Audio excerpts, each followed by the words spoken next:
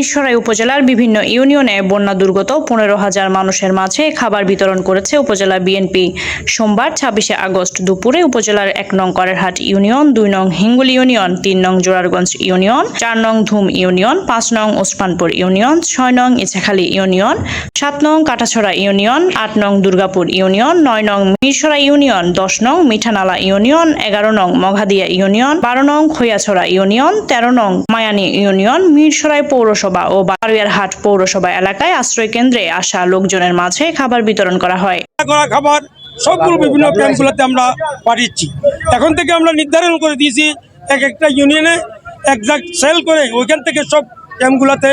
আমরা ত্রাণ বিতরণ করতেছি। আজকে আমাদের শাহিদ চৌধুরীর সহযোগিতা উড়ার তত্ত্বাবধানে আমরা আজকে ইউনিয়নের 15,000 লোকের যে খানা, এই খানাটা আমরা 15,000 লোকের আজকে প্রত্যেকটা ক্যাম্পগুলোতে আমরা বিলি বন্টন করতেছি। এরপরেও আমাদের কার্যক্রম থাকবে, এটা বন্ধ হবে না। আমাদের আজকে খাবার বিতরণের পরে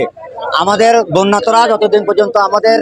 হেল্প করার দরকার আমরা ততদিন এটা চালাবো এবং পরবর্তী বন্যার কর্মসূচি আজকে 15,000 উপজেলা বিএনপির আহ্বায়ক শাহিদুল ইসলাম চৌধুরীর তত্ত্বাবধানে খাবার বিতরণ করা হয়। এ সময় উপস্থিত ছিলেন উপজেলা নির্বাহী অফিসার ও উপজেলা প্রশাসক মাহফুজা জেরিন, চট্টগ্রাম উত্তর জেলা বিএনপির সিনিয়র যুগ্ম আহ্বায়ক নুরুল আমিন, সদস্য আব্দুল আওয়াল চৌধুরী, উপজেলা বিএনপির আহ্বায়ক শাহিদুল ইসলাম চৌধুরী, যুগ্ম আহ্বায়ক সালাউদ্দিন সেলিম, নুরুল আফসার চেয়ারম্যান জসিম উদ্দিন, বারুইয়ারহাট পৌর বিএনপির সাবেক সভাপতি মাইনুদ্দিন লিটন, বারুইয়ারহাট পৌর বিএনপির সদস্য সচিব নিজাম উদ্দিন, উপজেলা তাঁতি দলের সাধারণ সম্পাদক নুরের চাপা দীপ্তি, উপজেলা বিএনপির সদস্য বদরুদ্দৌজা চৌধুরী, যুবদল নেতা SM হারুন, দুর্গাপুর ইউনিয়ন যুবদলের আহ্বায়ক আনোয়ার হোসেন, উপজেলা ছাত্র দলের আহ্বায়ক সরওয়ার হোসেন রুবেল, মুক্তিযোদ্ধা প্রজন্ম দলের সাধারণ